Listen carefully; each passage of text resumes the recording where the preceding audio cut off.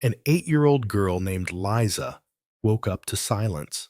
Not the comfortable silence of a house at rest, but the wrong kind of silence. The kind that makes children's hearts race, even when they don't understand why. Her mother's bedroom door was closed. A line of light showed underneath, but there were no sounds, no movement, no music playing, which was unusual because her mother always fell asleep to music. Liza got out of bed. Her feet were bare on the cold floor. She walked down the hallway of their Holmby Hills home, a beautiful house that should have felt safe, but somehow never did. She knocked on her mother's door. "Mama?" No answer. She knocked again, harder. "Mama, are you okay?" Still nothing. Liza turned the handle. The door was unlocked. She pushed it open. And what she saw in that room would stay locked inside her for 60 years. Through her own rise to fame, through her mother's death, through decades of interviews where she smiled and said her childhood was magical.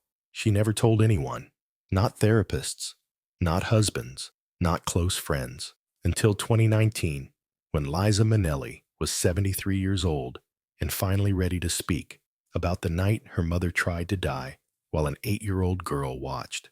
This is the story of Judy Garland's hidden pain, not the public struggles everyone knew about, but the private collapse that happened behind closed doors, witnessed by a child who spent her whole life carrying that secret. To understand what happened that night in June 1954, you have to understand what Hollywood did to Judy Garland long before she became a mother. Born Frances Ethel Gumm in Grand Rapids, Minnesota in 1922, she was performing before she could read.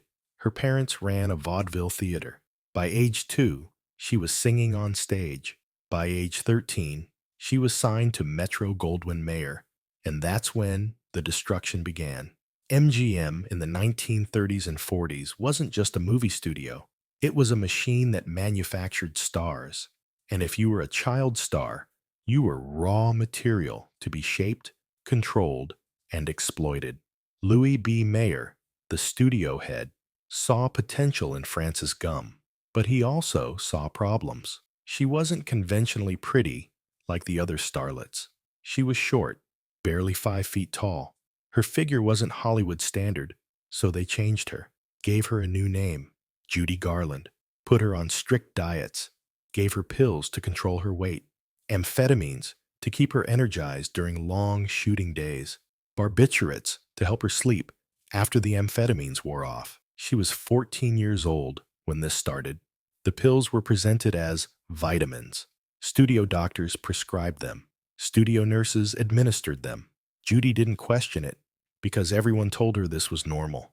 This was what you did if you wanted to be a star. By the time she was cast as Dorothy in The Wizard of Oz at age 16, Judy was already dependent on pills. She took amphetamines to stay thin and alert, barbiturates to come down and sleep, then amphetamines again to wake up and do it all over. The schedule was brutal, 16-hour days, 6 days a week. And if you couldn't keep up, there were dozens of other girls waiting to replace you. Judy kept up. She sang Over the Rainbow and became America's sweetheart, the girl with the pure voice and the innocent face who represented everything good about America. But behind that face was a teenager whose body chemistry had been permanently altered by pills, whose sense of self-worth was tied to whether Louis B. Mayer approved of her weight that day, whose childhood had been stolen by a system that saw her as product, not person. By her early 20s, Judy Garland was one of the biggest stars in the world. She'd made over a dozen films. She'd married and divorced her first husband, musician David Rose. She was drinking heavily to cope with the pills, the pressure, the exhaustion. In 1945, she married director Vincente Minnelli. They had a daughter in 1946, Liza May Minnelli. Judy tried to be a good mother. She really did, but she was barely holding herself together. The pills controlled her life now. She couldn't function without them, couldn't sleep without barbiturates, couldn't work without amphetamines. MGM kept prescribing them, kept pushing her to work more, lose more weight, be more perfect. By 1950, Judy had a nervous breakdown. MGM fired her. She was 28 years old, already washed up in Hollywood's eyes. Too unreliable, too difficult, too damaged. She divorced Minnelli in 1951, married producer Sid Luft in 1952. They had a daughter, Lorna, in 1952, and later a son, Joey, in 1955. Judy tried to rebuild her career outside the studio system. She did concerts, guest appearances. She was working on a comeback film, A Star is Born, a role that would earn her an Oscar nomination. But the damage was done. The pills, the alcohol, the years of abuse and control. Judy's mental and physical health was deteriorating. She was only 31 years old, but she looked and felt decades older. And then came June 1954, when everything that had been building for years finally collapsed. In March 2019, Liza Minnelli sat for a rare extended interview. She was 73 years old, a legend in her own right, Academy Award winner, one of the few performers to achieve EGOT status. The interviewer asked about her childhood, about growing up as Judy Garland's daughter, about the famous stories everyone knew. And Liza, who'd spent her whole life protecting her mother's memory, decided it was time to tell the truth about one night she'd never discussed publicly. "There's something I've never talked about," Liza began, her voice steady but quiet. "Something that happened when I was 8 years old. Something I've carried my entire life." The interviewer waited. It was June 1954. We were living in Holmby Hills. My mother was working on A Star is Born. She was under enormous pressure. The film was over budget. The studio was threatening to shut it down. She was exhausted, taking too many pills, drinking too much. My stepfather, Sid, was out that night, business dinner or something. It was just me, my mother, and the housekeeper. I went to bed around 9 o'clock. Around midnight, I woke up. I don't know why, just a feeling that something was wrong. I got up and went to my mother's room. Liza paused, her eyes distant, seeing something from 65 years ago. The door was closed, but not locked. I knocked. No answer. I opened the door, and another pause. Longer this time. My mother was on the bathroom floor. She'd taken pills. A lot of pills. The bottle was empty on the sink. She was conscious, but barely. Her eyes were open, but unfocused. She was trying to say something, but couldn't form words. I was 8 years old. I didn't know what to do. I shook her. I called her name. "Mama, wake up. Please wake up." She looked at me. I'll never forget this. And she smiled, this sad, apologetic smile. And she whispered, "I'm sorry, baby. I'm so sorry. I just can't anymore." Then her eyes closed. The interviewer asked what happened next. I ran to get the housekeeper. She called the studio doctor. Not 911, not a hospital. The studio doctor. Because even in crisis, we had to protect the studio, protect the image. The doctor came within 20 minutes. He pumped my mother's stomach, gave her something to counteract the pills. She survived, obviously. The next morning, it was like nothing had happened. My mother got up, got dressed, went to work. The doctor's report said accidental overdose. The studio hushed it up, and nobody ever talked about it. Not Sid when he came home. Not my mother. Not me. I went back to being a regular 8-year-old, except I wasn't regular anymore. I'd seen my mother try to die, and I understood, even at 8, that I couldn't tell anyone, because telling would hurt her career, would hurt our family, would hurt everything. The interviewer asked why she'd kept it secret for so long. Because my mother was Judy Garland. Because the world loved her. Because I loved her. And I thought if people knew how bad it really was, they'd judge her. They'd reduce her to this tragic figure who couldn't handle fame. But that's not who she was. She was strong, incredibly strong. She survived things that would have destroyed most people. She kept performing when her body was falling apart. She kept being a mother when she could barely take care of herself. That night in 1954, that wasn't weakness. That was someone who'd been pushed past their breaking point by a system that didn't care if it destroyed her. Liza wiped tears from her eyes. "I'm 73 now. My mother's been gone for 50 years, and I think it's time people understood, not to diminish her, but to honor her, to understand what she survived, what she endured, and how hard she fought to stay alive for us, for me, for Lorna, for Joey. That night could have been the end, but she woke up the next morning and kept going. For 15 more years, she kept going. That's not weakness. That's heroism. The night Liza found her mother on the bathroom floor wasn't an isolated incident. It was the culmination of years of systematic destruction by the Hollywood studio system. After that 2019 interview, other people who'd been close to Judy began speaking more openly, confirming what Liza had described, adding details that had been buried for decades. Judy's personal assistant from the early 1950s, a woman named Kay Thompson, gave an interview in 2020, shortly before her death. The pills were constant. I watched studio doctors prescribe them like candy. Judy would be exhausted after a 12-hour day, and they'd give her Benzedrine to keep going. Then she couldn't sleep, so they'd give her Seconal. Then she couldn't wake up, so more Benzedrine. Her body didn't know what normal was anymore. She'd been on this cycle since she was 14. By her 30s, her system was destroyed. And the worst part? Everyone knew. The studio executives knew. The directors knew. The other actors knew. But nobody stopped it because Judy Garland made them too much money. Mickey Rooney, Judy's frequent co-star, spoke about it before his death in 2014. We all took pills. That was the MGM way. You needed energy? They gave you uppers. You needed sleep? They gave you downers. You gained weight? They gave you diet pills.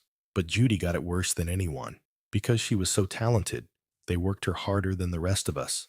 3 pictures a year, sometimes 4. Recording sessions, personal appearances. They squeezed every ounce out of her. And when she started breaking down, they blamed her, called her difficult, unreliable, said she had psychological problems. But the problems were created by them. They broke her, and then blamed her for being broken. The 1954 suicide attempt happened during the filming of A Star is Born, a Warner Brothers production that was supposed to be Judy's big comeback after being fired by MGM. But the pattern continued. The director, George Cukor, demanded perfection. The production went over budget. Judy's contract had severe penalties for delays, so Judy took more pills to keep working, drank more to cope with the stress. Her weight fluctuated wildly. Some days she'd show up to set, unable to remember her lines. Other days, she'd be brilliant, giving performances that would earn her an Oscar nomination. But the toll was visible. Crew members later recalled how fragile she looked, how her hands shook, how she'd sometimes cry between takes for no apparent reason. Sid Luft, her husband at the time, was trying to manage both her career and her addiction, but he was in over his head. He'd ban pills from the house. Judy would find ways to get more. He'd pour out alcohol. She'd hide bottles. And 8-year-old Liza watched all of it. In the 2019 interview, Liza described what daily life was like. Some mornings, my mother would be wonderful, energetic, funny, making breakfast, singing around the house. Those were the good days. Other mornings, she couldn't get out of bed. She'd sleep until afternoon. And when she did get up, she'd be foggy, distant, not really there. I learned to read her moods, to know which mother I'd get that day, the fun one or the sad one, the present one or the absent one. And I learned never to ask questions, never to complain, never to need too much, because she was barely holding on. And I thought, if I needed her too much, she might break completely. This is what living with addiction looked like from a child's perspective. The constant uncertainty, the need to be small, quiet, undemanding, the sense that your mother's survival depended on you not adding to her burden. Liza was 8 years old, and she was already taking care of her mother instead of the other way around. The details of what led to that night in June have been pieced together from multiple sources. Liza's account, the housekeeper's testimony to studio executives, Sid Luft's private papers, and medical records that surfaced decades later. June 22, 1954, was a Tuesday. Judy had been on the A Star is Born set for 13 hours. They were filming the Born in a Trunk sequence, an elaborate musical number that required dozens of takes. Judy was exhausted. She'd taken Benzedrine that morning to have energy. She'd taken more at lunch to keep going. By evening, her heart was racing. Her hands were shaking, and she couldn't focus. George Cukor sent her home at 10 p.m. Judy got into the car service, took 2 seconds to start coming down from the Benzedrine, and arrived home around 10:45. Sid wasn't there. He'd called earlier to say he had a late business meeting. The housekeeper, Mrs. Helen Rose, greeted Judy and asked if she needed anything. Judy said no. She was just going to bed. Liza was already asleep, or so everyone thought. Around 11:15, Judy went to her bathroom. She was supposed to take 1 more second to sleep, but she was looking at that pill bottle, thinking about tomorrow, thinking about the next day's shooting, thinking about the pressure, the exhaustion, the years of pills and pain, and pretending to be okay when she wasn't. And something in her just broke. According to the medical report that wasn't released until 2010, Judy took approximately 20 to 25 Seconal tablets, more than enough to be fatal. She sat on the bathroom floor, leaning against the tub, waiting to fall asleep and not wake up. That's when Liza opened the door. In the 2019 interview, Liza described those moments in detail. When I saw her on the floor, I didn't immediately understand. She looked like she was sleeping, except her eyes were half open, and she was breathing wrong, too slow, too shallow. I knelt down next to her. I said, Mama, what's wrong? And she looked at me with these unfocused eyes and said, I'm just so tired, baby. So tired. I asked if I should get Mrs. Rose. She shook her head. She said, just stay with me for a minute. Just sit with me. So I sat on the floor next to her, and my mother, who was dying from pills she'd just taken, put her arm around me and said, You're such a good girl, Liza. Such a good girl. I'm sorry I'm not a better mama. I told her she was the best mama, and she smiled that sad smile and said, I want to be. I really do. But sometimes I don't know how. Then her arm got heavy, her breathing got slower, and I got scared, really scared. I ran to get Mrs. Rose.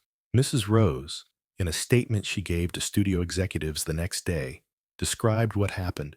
Miss Liza came running out of the bedroom saying her mother wouldn't wake up. I went in and immediately saw the empty pill bottle. I called Dr. Pollack, the studio doctor, and told him it was an emergency. He arrived in 18 minutes. He pumped Miss Garland's stomach right there in the bathroom, gave her something to reverse the barbiturates. She vomited several times, started breathing better. By 1 a.m., she was conscious enough to speak. First thing she said was, Where's Liza? We told her Liza was in her room. She said, Don't let her see me like this. Please don't let her see me. But of course, Liza had already seen.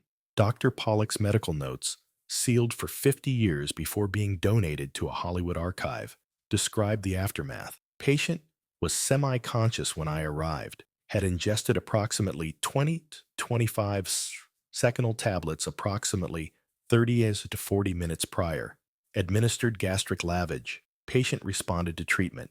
Vital signs stabilized by 1:15 a.m. Patient was emotionally distressed, crying, repeatedly said, I can't do this anymore. I just can't. I recommended immediate psychiatric hospitalization.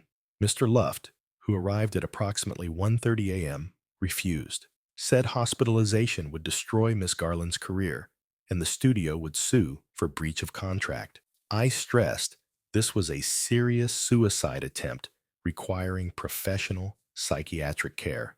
Mr. Luft again refused, said he would monitor patient at home. Against medical advice, patient remained at home. I prescribed sedatives and recommended she not return to work for at least 1 week. Note, this is the 3rd suicide attempt I've treated for this patient in 18 months. Without proper psychiatric intervention, I fear this pattern will continue. Judy returned to the A Star is Born set 4 days later. The years between 1954 and Judy's death in 1969 were marked by the same pattern: brief periods of stability followed by collapse. Professional triumphs, followed by personal disasters. A Star is Born was released in 1954 to critical acclaim. Judy's performance was extraordinary. She was nominated for the Academy Award for Best Actress. She didn't win. Grace Kelly won for The Country Girl. Judy was devastated. Her marriage to Sid Luft deteriorated. They divorced in 1965. She married twice more. Mark Herron in 1965, divorced 1969, and Mickey Deans in 1969, just months before her death. The pills never stopped. Neither did the financial problems. Judy earned millions during her career, but between bad business deals, excessive spending, and legal fees, she was constantly broke. But she kept performing. Concert tours, television appearances. Her 1961 Carnegie Hall concert was considered one of the greatest live performances in entertainment history. The album won 5 Grammy Awards. Yet backstage, according to those who were there, Judy would collapse after performances. The energy, the brilliance on stage. It took everything she had, leaving nothing for when the lights went down. Liza, growing into a performer herself, watched her mother's continued struggle with helpless frustration. In the 2019 interview, Liza reflected, "As I got older, I understood more. I understood my mother was sick, that the pills weren't helping her anymore. They were just keeping her barely functional, that she was trapped in this cycle she couldn't escape. I tried to help, tried to get her to stop, but addiction doesn't work that way. You can't love someone enough to make them stop. They have to want it for themselves. And I think my mother did want it, but she also couldn't imagine life without the pills. They'd been part of her body chemistry since she was 14. She didn't know who she was without them." By 1969, Judy was 47 years old, but looked much older. Her health was failing. Her 5th marriage was struggling. She was performing in London to pay debts. On June 22, 1969, exactly 15 years after Liza found her on the bathroom floor, Judy Garland was found dead in the bathroom of her London townhouse. The cause of death was ruled accidental overdose of barbiturates. She'd taken approximately 10 Seconal tablets. Combined with her weakened state, it was fatal. Mickey Deans, her husband, found her around noon. She'd been dead for several hours. Liza was in New York when she got the call. She was 23 years old, and the little girl who'd found her mother dying at age 8 now had to accept that her mother was actually gone. Judy Garland's funeral was held on June 27, 1969, at the Frank E. Campbell Funeral Chapel in New York City. Over 20,000 fans lined the streets. James Mason delivered the eulogy. Liza sat in the front row with her siblings, Lorna and Joey. She didn't cry during the service. She'd already cried all her tears in private. In the decades since, Liza Minnelli built her own legendary career, won an Oscar for Cabaret, became one of the greatest performers of her generation, but she carried the weight of what she'd witnessed at age 8. The knowledge that her mother had tried to die, the memory of sitting on that bathroom floor, the burden of keeping that secret. Why did she finally speak in 2019, after 65 years of silence? Because people need to understand what Hollywood did to my mother, Liza said, and what it does to so many performers, especially children. My mother wasn't weak. She was strong enough to survive being drugged by studios from age 14. Strong enough to keep performing while her body was falling apart. Strong enough to be a mother when she could barely take care of herself. That night in 1954, when I found her, that wasn't the story of her life. It was one moment in a life full of moments. Some terrible, some beautiful, many both at once. I spent my whole life protecting her memory, making sure people remembered the voice, the talent, the magic, not the pills, the breakdowns, the struggles. But now, I think the struggle is part of the legacy, because she survived. For 15 more years after that night, she survived. She kept performing, kept being a mother, kept giving the world her gift. And that's what I want people to remember. Not that she tried to die, but that she chose to live every day. Despite everything, she chose to keep going until one day her body just couldn't anymore. The photograph of young Liza and Judy that sits in Liza's home was taken in 1955, about a year after that night in June. In it, Judy is holding 8-year-old Liza. They're both smiling. Judy's eyes show exhaustion, but also love.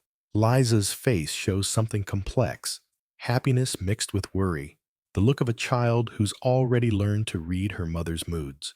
When I look at that photo now, Liza said, I see two survivors.